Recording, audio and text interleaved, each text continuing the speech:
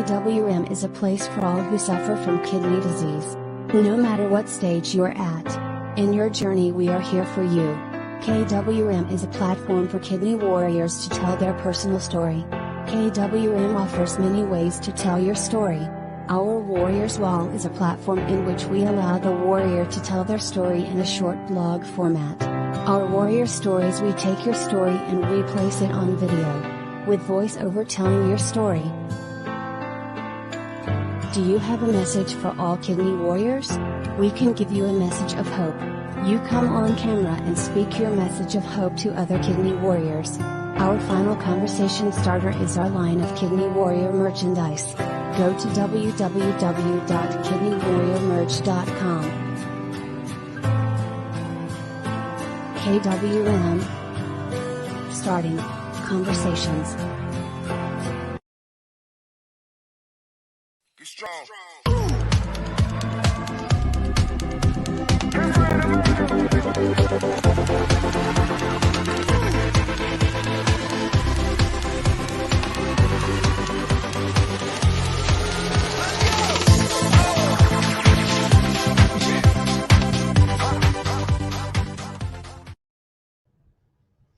Hey guys, welcome back to Hope with Jonathan, and I'm your host, Jonathan Traylor. Hey guys, I want to send a shout out to everybody that's going to watch this show tonight, all of our supporters and subscribers, everyone who's subscribed to Hope with Jonathan here in the last few weeks. You guys have been amazing, so thank you very much. And if you haven't been able to go over yet, when you're watching by YouTube, please, guys, if you would, please click the subscribe button, guys, please. I really, really, really would appreciate it. Your support means so much to these kidney warriors who are sharing their stories, their kidney warrior stories, and your support just is so invaluable. I'm telling you, we can't do Hope with Jonathan without our supporters. So we definitely want to send a huge shout out to you guys. And all of our subscribers, all of our sponsors, everyone who's involved, really, really appreciate it. And guys, tonight we have an amazing guest. Awesome. She's got an amazing story, guys. Her husband is a dialysis technician who was also the AKF 2014 Caregiver of the Year. He also, like I said, he's a dialysis technician. And she's here to share her incredible story. She's a kidney warrior who's been on dialysis, I believe, for 8 years now, guys. Also an active advocate. And I'm going to let her go ahead and talk about that, what she's doing with her part in advocacy. She's also sharing her story by way of blog. And I will include the links to the video. There's a YouTube video regarding her husband. Links about her blogging that she's done and the blog that she has written. But guys, Hadassah McDonald is our guest tonight. And this is going to be an awesome show, guys. If you would, please share this. Send this out to the masses. If you're watching by Facebook, over at Hope with Jonathan, you can share this. Just click on that share button and share it with everybody, all your friends and family. It would be much appreciated. But hey, guys, again, want to go ahead and bring on our very, very special guest tonight, Hadassah McDonald. Get ready, guys. Here she comes.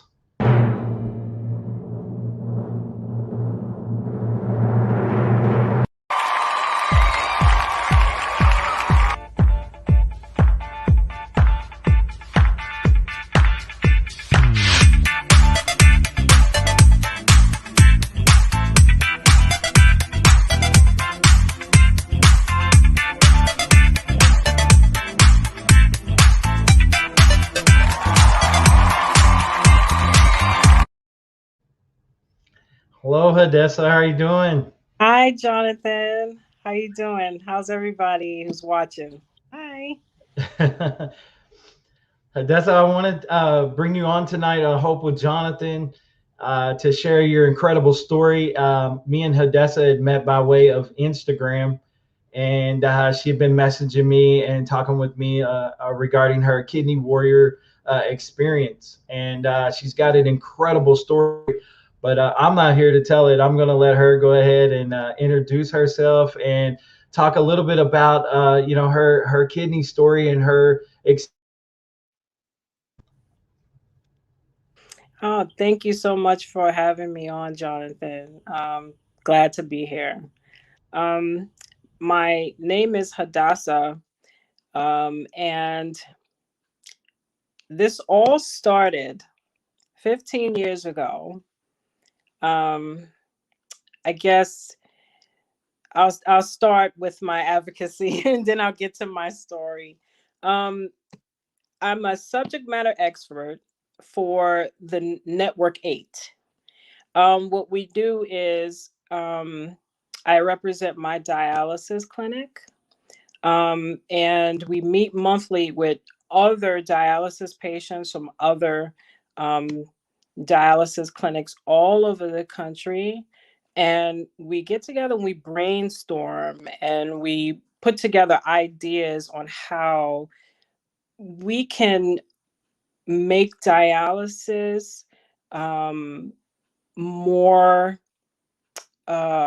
I guess, better ideas. It's all about education. I'm trying to explain it better, but it's all about education because a lot of uh, dialysis patients don't know about the other different types of modalities out there, like home dialysis, the different types. They only think that it's in center. So we get together and we put together pamphlets so that it can be distributed to patients in clinics. It's all about education. You know, when I started dialysis 8 years ago, and this coming Friday will make 8 years. So I didn't know about the home dialysis program. I didn't know. And I didn't know that there was peritoneal dialysis. I didn't know that and home hemodialysis was available. I didn't know that. So that's why we get together and we try to put together information for our fellow um, dialysis warriors out there. And also transplantation as well. We put together for those in the group also, because there are also transplant recipients that's a part of our group as well. Um, so that's what I do. That's what we I know due to the pandemic, I haven't been able to do a kidney walk. So I'm hoping that I'll be able to do that soon again, because we used to do kidney walks. We did the New York City kidney walk. We did the New Mm-hmm. York kidney walk. And we moved all the way to Alabama right before the pandemic started. Okay. We haven't been able to do any kidney walks out here yet. So we're hoping that they'll start that up soon. Um, I also, my social media page, I'm always looking to encourage. I'm always looking to, because I know we have a lot of bad days. Oh, for sure. There's Yeah. days we just don't want to get out of bed. And there's days where we don't want to do the day. That's what I say. I'm trying to tell Yeah. my children, like, mommy don't want to do today. I don't want to do today. And they just leave me alone when I have those days. So Yeah. yeah, that's what I Well, do. The blog is actually yeah, my husband and I wrote it. We were selected by the blogger to do our story. She actually follows me on Instagram and she saw my story and she asked to publish it. So awesome. yeah, that was great. Yeah. Yeah. Before you share your complete story, you brought up education, Yes. and I think it's huge. We definitely need more education, regarding the causes of kidney disease and things like that. You see a lot of educational materials. You even see TV commercials on cancer, and cancer is a huge. I mean, God bless everybody, that's had to deal with cancer. It's a terrible disease. But when it comes to kidney disease, it just seems like it's pushed back off into a corner at times. And I think we definitely need more informative education, especially in the world of type 2 diabetes and hypertension. That's what caused my kidney failure. I had chronic kidney disease from years of type 2 diabetes and hypertension. So I definitely agree with you 100%. Education is key, and knowledge is power. So you definitely I'm in your corner. You got me on your team right away with that. So awesome. That's the idea. That's why we do what we do, Jonathan. We want to educate all kidney warriors, whether you're in center, home dialysis, or transplant. We're all in this together. We're all dealing with, that's everything that comes with kidney disease. It's not easy, and like you said, cancer is like one of the leading causes of death in America. I lost my sister this last November to cancer, so I know exactly what I know all about cancer. Losing her, but I had an uncle. I had an uncle that passed in last December. And he had an inoperable tumor in his lung, and they couldn't operate on it. And unfortunately, he dwindled down to skin and bones, and then unfortunately he passed. And it was hard to watch. It really was. But I think everyone has had a family member who's had to deal with the C word, that we call it. But I call it. I called it a monster. When I spoke to my sister when she was alive, I would say the beast, because that's what it is. She was. Absolutely. I'll just say briefly about what happened with her. Sure. Her battle started in her late 20s after her last child. It began in her breast, and then they removed the breast, and it was in remission for a little while, and then it came back with a vengeance. It came back in her spine, and then it traveled to her brain. Yeah, and absolutely. My sister, oh man, she's the strongest woman I have ever known in my life, because she fought at the very end. She wouldn't take no for an answer. Yeah. When a doctor said they don't know what else they can do, she was like, no, do everything you can. She wanted to survive. Yeah. Well, that's unfortunate. I'm really sorry to hear about that and your loss. And, it's like I said, it's definitely a hard one to watch for sure. But ultimately, let me ask you this. What ultimately caused your kidney failure? Doctors believe that it was hypertension. Okay. They believe hypertension that caused it. Because in my 20s, that's when I had out of control blood pressures, out of control, where I was on medication for it. And I remember swollen feet, swollen face. But I'm thinking, because I was so busy working and just, being young and in my 20s and, not thinking of going to the doctor, Absolutely. And things like that. And looking back at the signs, I look at photos that I took, and I'm looking, oh my gosh, the puffy face. Yeah. That's nephrotic syndrome. That is a symptom. And the blood pressures. Yeah. That's fine. Yep. It's funny you mentioned that, because every day I get memories from Facebook, and it reminds me, because I see photos of me where I like you said, I had the swollen face, like my cheeks were just real puffy, and up and around the eyes, I could tell, and I just didn't look well. I looked very sickly, but at that time I thought that was me, like that was my look. I thought that's what I was supposed to look like. And now, looking back at what I compare to what I look like now, post transplant, and then be pre-transplant. The pictures is just night and day Yeah. compared, and that was kidney disease before, and I didn't know even what kidney disease was. Like I said, the education factor. Yeah. I didn't know about dialysis. I didn't know even what dialysis was. I had no clue. And then transplant and any of the kidney aspects of the kidney disease or anything. I had no education on it at all. So, my first 3 or 4 months, I was Google searching everything. Wow. And asking a lot of questions.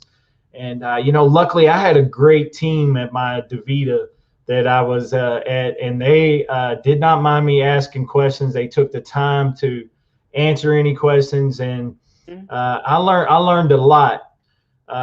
So much that eventually I progressed to home hemo, and I did home hemo for a couple of months before I got transplanted. And so currently right now you're doing in-center dialysis. Are you with DaVita or Fresenius? Or are you doing home dialysis? The home hemodialysis, and Are you? yes, I'm with DaVita. Yes. Okay. Yeah. And how's that going for you? Do you are you using a next stage machine? Yes. Yeah. Okay. Stage machine.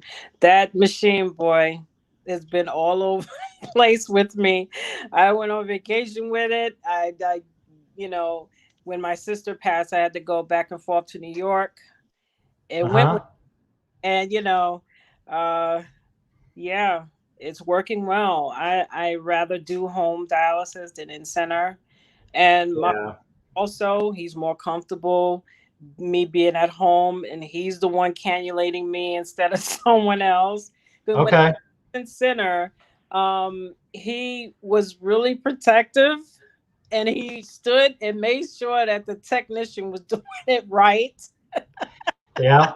Because you're a technician, so he's also with DaVita. So they see him as a teammate. They're like, "Hey, teammate," so yeah.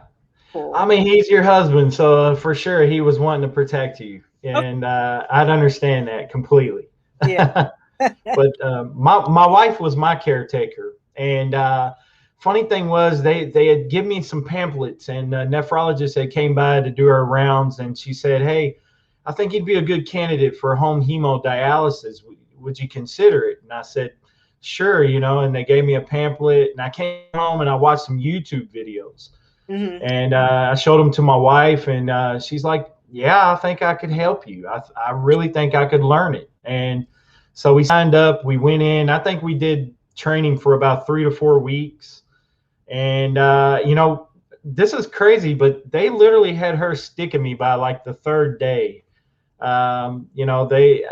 They showed her a couple of times, and then I guess they wanted to give her more of a hands-on feeling of what she was going to be doing. And so by like the third day, she was actually sticking me, and they had tried to develop here. My fistula is on my left wrist here. They did buttonholes. So I don't know if you have buttonholes or if you're just doing sharps and sticking with sharps like that, or I have a AV graft. Oh, you have a graft. Okay. Yeah. And we use the 15-inch needle. Oh, okay. Yep. Yeah. Yeah. All right. Yeah. So the whole experience of if you had to compare it from in-center to home hemo, you say you would definitely do home dialysis. Why would you say that? Being that I've actually did all three modalities. Oh, okay. I did in center. I did peritoneal dialysis too. Okay. I will never go. I know I can't go back to PD, but if I had the choice to, I wouldn't, because it just wasn't for me. I developed 3 hernias from it. And I gained 30 pounds from it because dextrose, Yeah. it's a lot of sugar in it, and it just gained weight. And I just couldn't sleep at night. It really blew my belly up really big. The Yeah. drain, murder. It was murder for me. Like I was Yeah. literally crying at night in the middle of the night. So this wasn't for me. I know I've met other patients who have been doing PD for years, and it works for them. Yeah. And I was glad to hear that. It just wasn't for Yeah. me. But home hemodialysis is definitely for me. Yeah.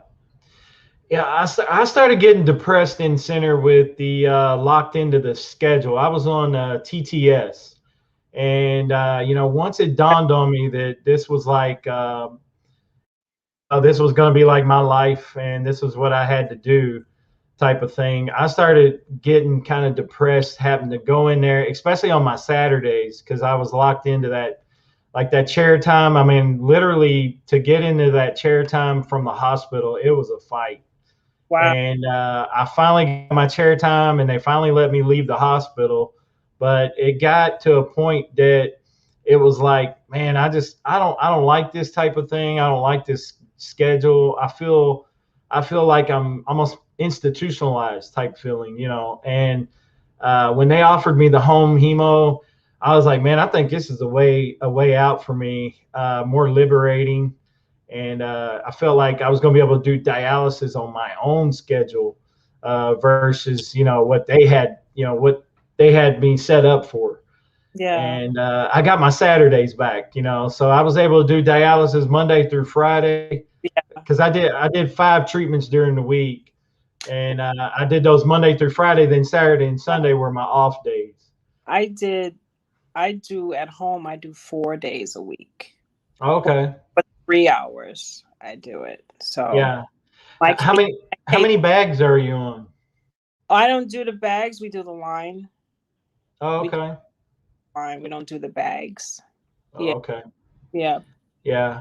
Well, I had bags, so I had boxes of dialysate everywhere. I think my first delivery was like a 70. I think I had like 74 boxes of first delivery I had, and Monthly delivery or every 2 weeks? it was every 2 weeks.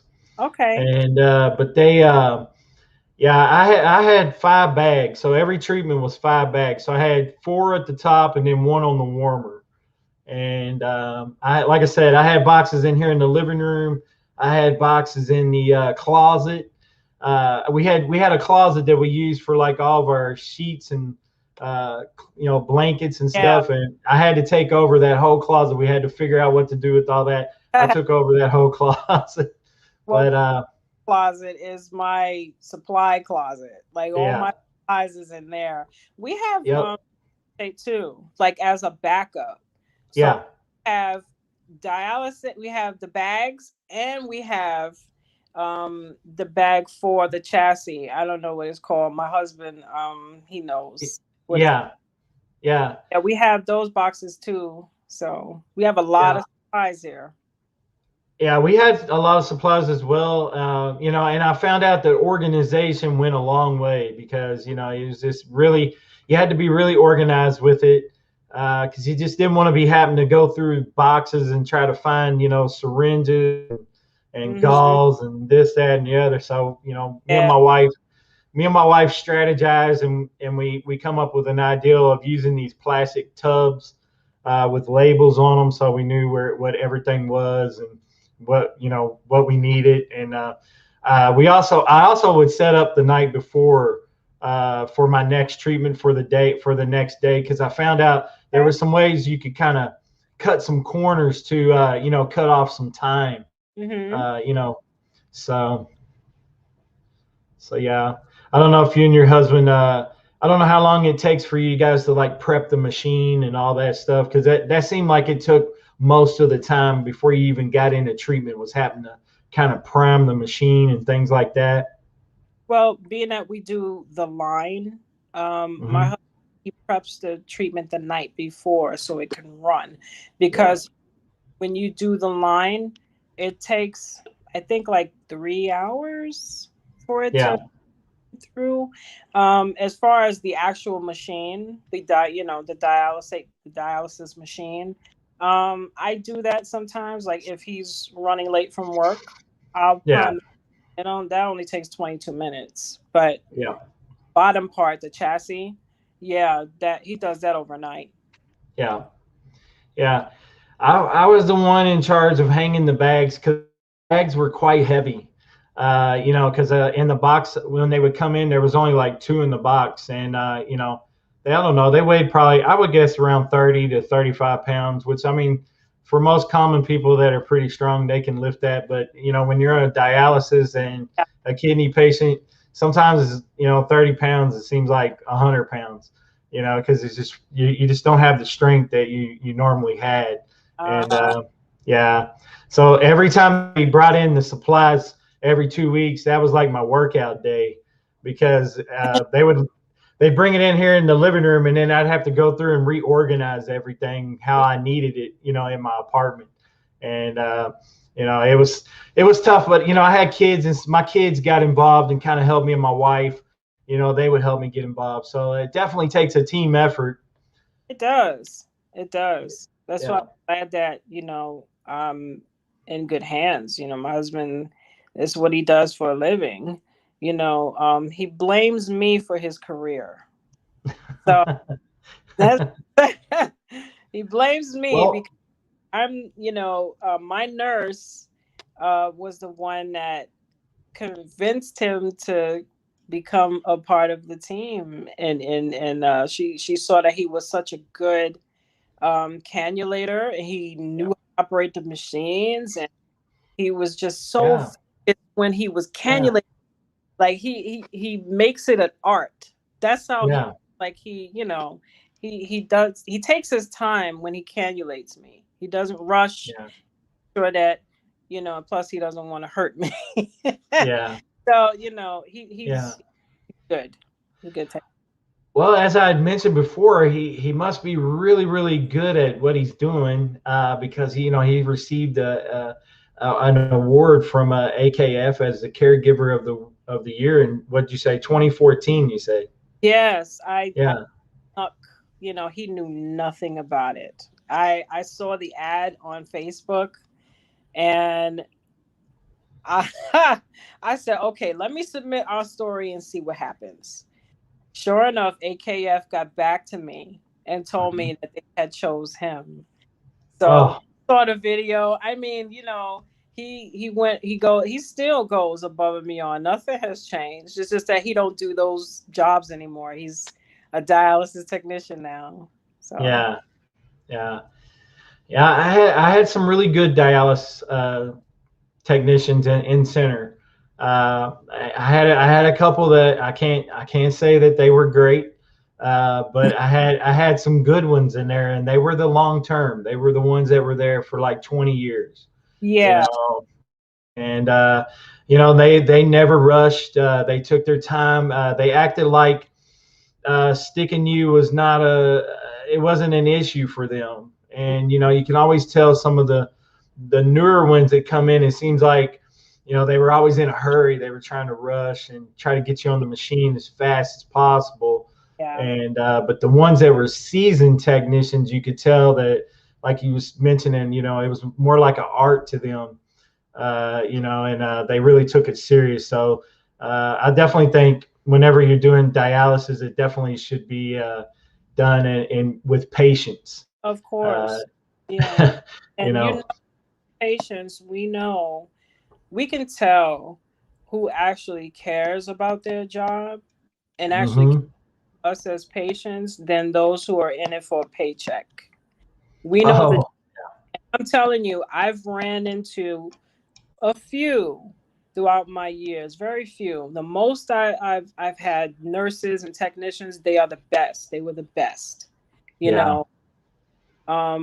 But there were a few, and everyone knew that I was the type of patient that came in. I made everybody laugh. I was really in high spirits, and but when they saw me pissed off, they knew that something was wrong. You yeah, know, literally, yeah, you yeah, know, tell one yeah, technician to get off me, don't touch me. I yeah, literally go that far, because I'm like, this is my lifeline. Okay, you screw it up, I'm gonna have to go through another surgery. Yeah. Okay, just get the clock out of a job. This is my Yeah. life. So I had to really tell them all. Yeah. But that's why the FA, when they reached that far, they really took it seriously and they handled it. So Yeah.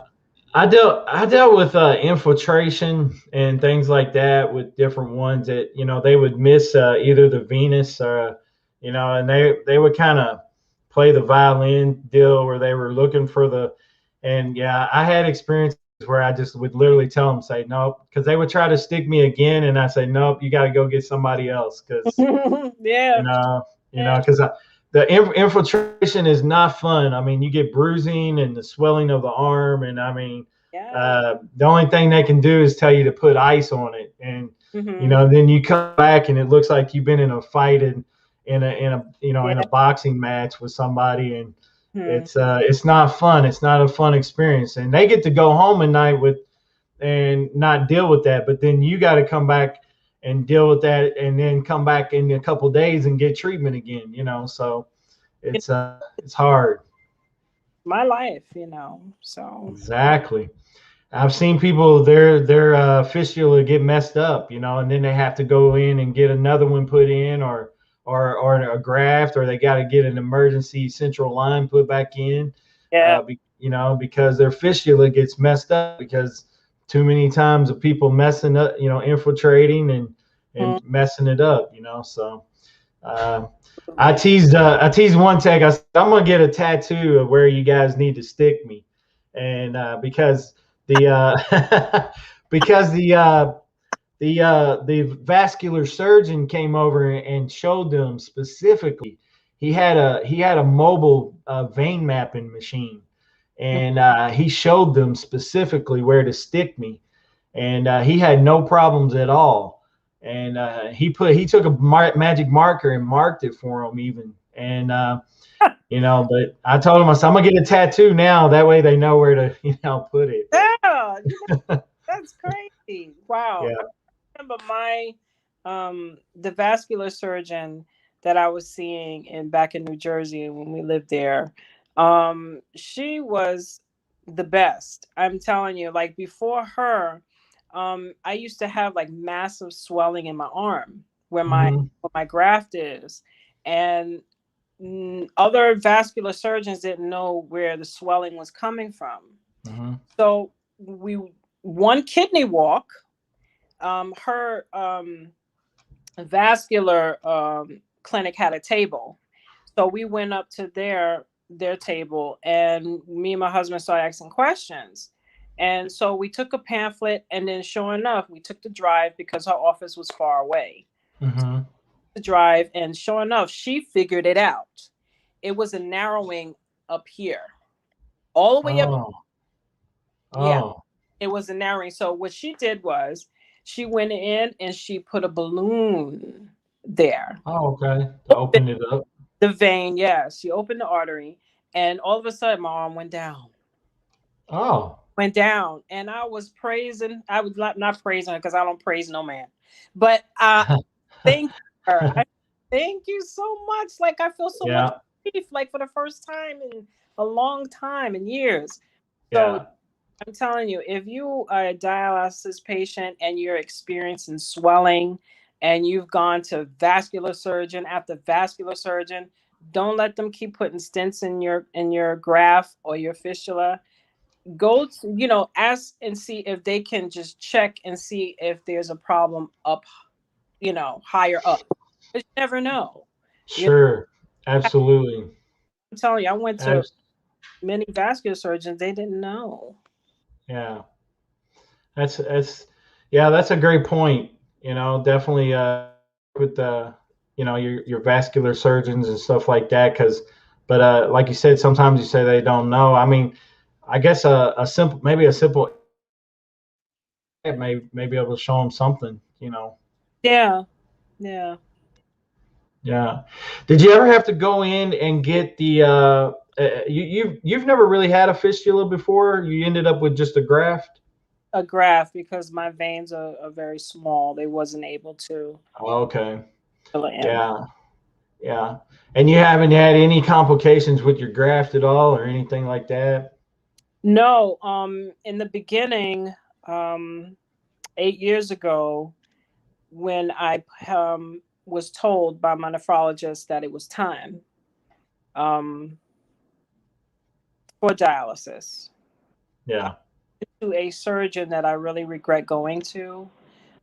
He put the the graft in my upper arm, and where he put it is like under my arm. You know, it's a part of the graft is actually under my arm. Oh, Yeah, wow. my under my armpit. Some of the That's is on there. So that's that that sounds uncomfortable. it is. It still is. They can't take it out. So I have to live with it now. Um, Oh. that graft only lasts for 2 weeks. It collapsed. So Oh, wow. I had to go in. I had to, and this time, this last surgeon, the second surgeon did a great job. He put a great graft in my lower arm, the same Yeah. arm. So Yeah. it's been working ever since. So, talk a little bit about what happened whenever you eventually experienced kidney failure. I read a little bit about your story that it was because of a pregnancy. Yeah, it was not well because of the pregnancy. I found out I had kidney disease. Right. We took a pregnancy test, and this was April of 2006 is when we found out that we were pregnant, and also that my kidneys were failing at the same time.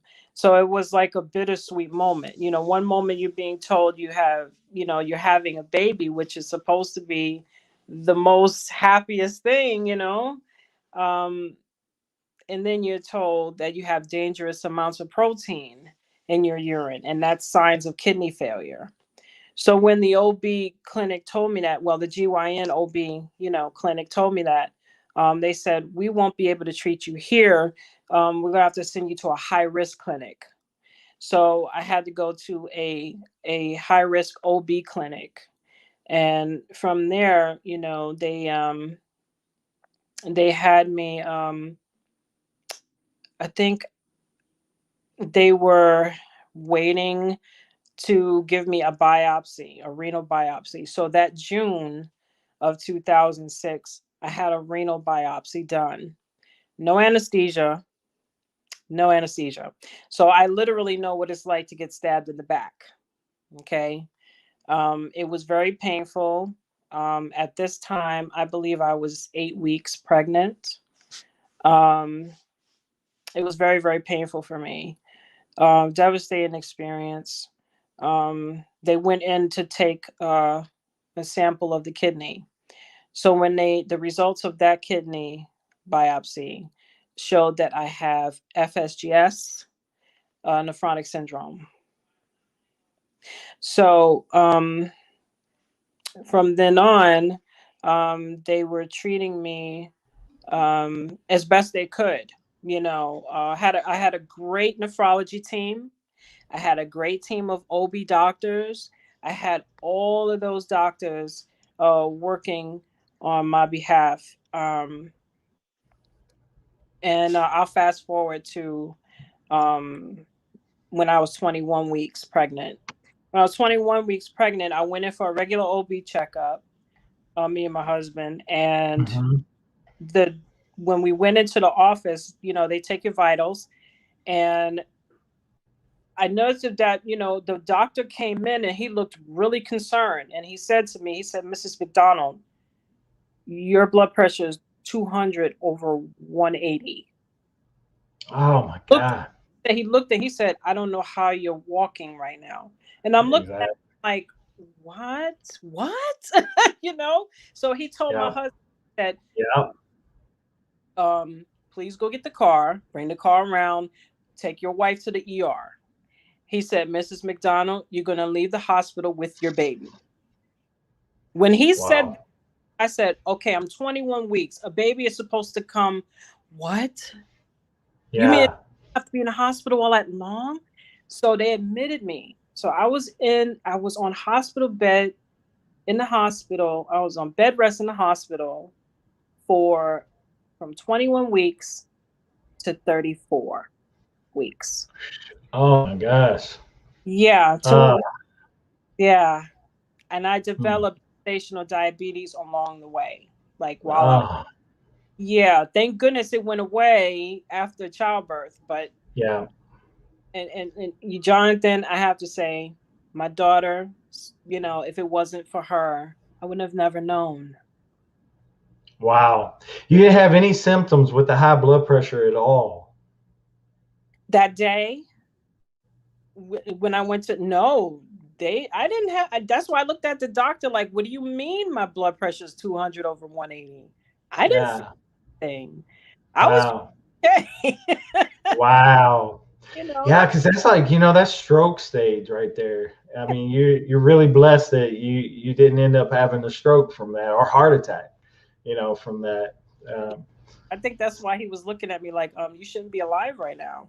You know, yeah. but Yeah. yeah. Yeah. So toward the end of my personal story, I had a near-death experience with kidney failure. My blood pressure was up there, Woo. in that area. And the only thing that would bring it down is I would go for walks. And and then I would come back. I walk 2 or 3 miles, and I'd come back, and it would drop right in the 160s over maybe 90. Hmm. And then as soon as about 2 hours would go back, it'd be back in the upper 200s over, really high, like 110, 115 bottom number. Yeah. And I felt terrible, and I just thought I had high blood pressure, and no, I at that point I really think I was at probably like stage 3 or 4 kidney failure, kidney disease, and then ultimately within no time at all I was stage 5 ESRD in the emergency room with, I had problems breathing, my heart was beating out of my chest. I thought I was like, my breathing was like I was running like a marathon. Yeah. And then next thing I know, I'm on a helicopter. I'm heading to another city to get dialysis. And man, it like we had talked a little bit about before, pre-interview. It was the scene out of your favorite, ER Yeah. television show. My favorite. Yes. Yeah, ER. yeah, but Wow. literally, it comes down to, like I said, education. It goes back to education. And I had white coat syndrome. I did not like doctors. I didn't want to be around doctors. Doctors caused me anxiety, and I couldn't stand being around them. And now some of them are my friends. Uh, Unfortunately, or actually fortunately, because those doctors saved my life. Yes. And they continue to do so. And I had to learn how to accept and let people, and trust them and let them treat me. And it was tough for me to do at first because I just had this real fear and anxiety of doctors and medical care. Yeah. And I really had to break down some of my mental barriers that I had against healthcare in general. But of course, when you face kidney failure, you're in a whole different dynamic. So you have to learn And how to break those down really quickly, it, or you're not going to survive. that's right. So That's right. One thing I've learned throughout these 15 years of being in this battle is mhm. no one is going to, no doctor, no nurse, no technician is going to make me feel like I don't have a right to express my concerns, my opinions, or anything. That's one thing I had to learn is you have to be tough. Some Yep. because I've had nephrologists where they really didn't allow me to have an opinion, and I wasn't you know, like I didn't know anything. Yeah. And I had to fire them. Okay. I fired 2 nephrologists. Okay. Yeah. And the one that I had that got me through both my pregnancies, she was the best I've ever had. And I had her for years. She got me through it all. And I'm very fortunate that I have a good one now. When we moved to Alabama, the one I had, because it was in the middle of the pandemic that was going on. So we did a lot of telehealth. We did one telehealth visit, Mm-hmm. and he seemed okay, but I noticed that he was trying to change my prescription, to do home hemo. He wanted me to do 5 days for 4 hours. I said, whoa, whoa, whoa, whoa, whoa.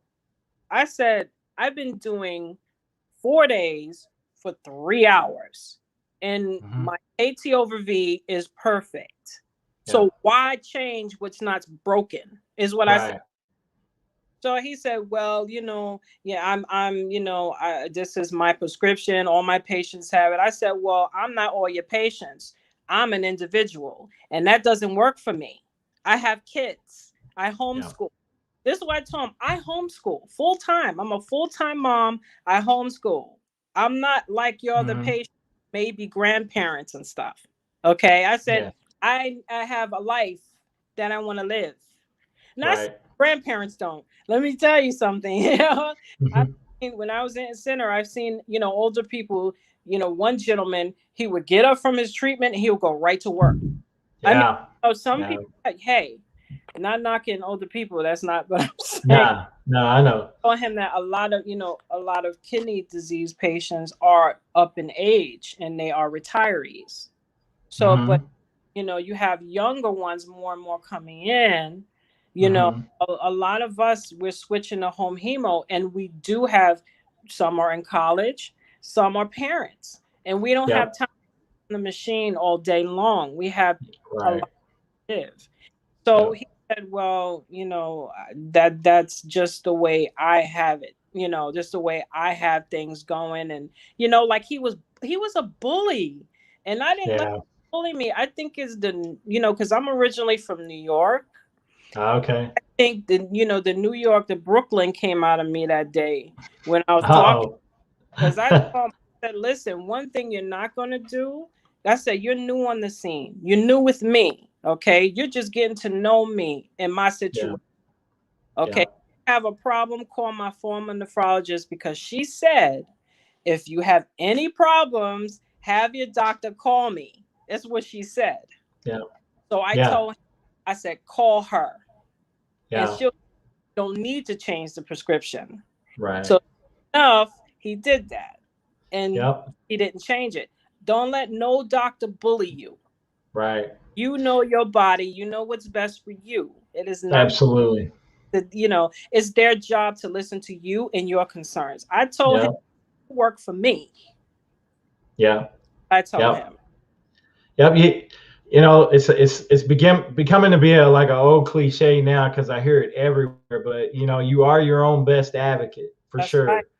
That's right. And like you said, you know your body best because you're living in your body, so you know your body, and and like you said, your numbers, your labs look good, so why change it? So uh, Yes. yeah, so Every I'm right my dietitian, she calls me and she says, "Wow, your labs are," right there. she tells me my labs are great. So I'm obviously, every I'm doing what I'm supposed to do. Yeah, I eat right, and I'm doing yeah, what I do. I yeah, do it. yeah, So that's what we need to do. And also, absolutely, my prayer life is the biggest part. My faith is the biggest part of my life. absolutely. Absolutely. I'm a man of faith as well. And I know without a doubt, without the prayers of my family members and friends, I wouldn't be sitting here right now. So I definitely believe in the power of prayer. Definitely. Yeah, I pray every day. I don't let my feet touch the ground without praying, to Yeah. to Father, my Abba Yah, Yeah. So I I got you. yes, Yes, yeah. I totally understand. Uh, so why don't you talk a little bit about your support and where you get your support from, and why it's so crucial when you're fighting a chronic illness like kidney disease? Well, first of all, I get support from my my husband, my children, Hmm. um, Hmm. my biggest cheerleaders. Um, my daughter is going to be 15 this year, Oh, and okay. my son, he's going to be 12 next week. Oh, So well, happy birthday early. yeah, my babies, they're my strength. You know, they Absolutely. they help, especially being older now. They're a little more independent, so they go, "Mommy, they actually make breakfast for me now." You know, Oh, that's nice. That's nice. you know, and they've been great. And also my brother, he's been a great support system for me. My niece and my nephews, my mom, those are the people in my corner. They're Yeah. in my corner. Yeah. And I like that. I like a little tight circle. I'm not the type to have all these people, and I'm an introvert. So I hear you. I hear you. No, I keep a tight circle too. hmm And some people are associates and people that I talk to, but my true friends are in a tight circle. And yes, so they know who they are. Trust me, they exactly. know who they are. And those are the special ones in your life that you look for in times of trouble, and when they're the ones that are around. Those are your true friends, the ones that are around when things aren't looking good, and things are bad, and you're going through an issue in life. The people that are in your circle are around you. Those are your real true friends. That's And right. yeah, Those those people, whether they're family or friends, that's right. those that check up on you, especially knowing that you're battling a chronic illness. Yep. They check up on you. It may be a text message, a call, or even on your social media. They'll pop up on your Yep. comment like I'm with you all the way, or well, how you doing, or whatever. Those are the ones that care and truly love you. Those are Yes, I totally agree with you. Well, this has been an awesome interview, and I kind of feel like if we kept talking, we could go another hour or so because we just keep talking about great stuff and good information. But where can people find you if they want to connect with you? You can find me on Instagram. Follow me on Instagram at Hattie_Warrior4. You can, Okay. yeah, send me a request. All right. All right. Yeah, and I'll leave that in the links below on the YouTube video for people to if they want to reach out to you. That'll be. And yeah. But man, your story is so amazing. I kind of feel like at some point we may have to bring you back on and do a part two. I would love to. Uh, so you've got an incredible story, and I love your positive outlook on life and the whole experience. And it's been a pleasure to have you on the show. We've had a lot of people chime in. I want to send a special thank you to all of our guests that have joined us and commented. There's been a lot of people commenting on the show. I've tried to add those as they've been coming in. But we definitely appreciate everyone. And if you get a chance to, please hit that subscribe button over here on YouTube. That definitely helps us out, to further get out some education and share these kidney warrior stories. But again, guys, I really appreciate you tuning in to Hope with Jonathan. I'm going to give you a real quick opportunity before we close out the show. Send a shout out to anybody that you want to send a shout out to. I want to send a shout out, first of all, to my Elohim. If it wasn't for him, I would not be alive today. That's first and foremost. Second, All right. You are. I love you. Thank you for standing by my side through all of this, and my two children, Tiana and Xavier. Love you guys. All right, that's awesome. Awesome, awesome. Well, hey guys, this has been another show with Hope with Jonathan. I hope you guys will continue to tune in. And again, we definitely want to spend a special shout out to Hadassah McDonald for coming on. Just a wonderful guest, awesome story. So, guys, this will be on YouTube. You'll be able to go back and check this out and watch it on the replay as many times as you want. And share the link with your friends and family members. And again, guys, I'll include those links for the video for the AKF recipient for the caregiver of the year 2014. I'll include that link and also the blog in there as well if you guys want to connect and read that as well. But again, guys, been another show with Hope with John, and we're going to go ahead and sign out. I want you guys to stay safe out there. Remember, continue to be vigilant of the COVID. The cases are still rising, so be careful. Just be mindful of what you're doing. Use hand sanitizers, mask, all that. Good common sense goes a long way. And also, guys, I just want you guys to know that you need to love on everybody. Stay safe out there. God bless. Take care of your kidneys. God bless, guys.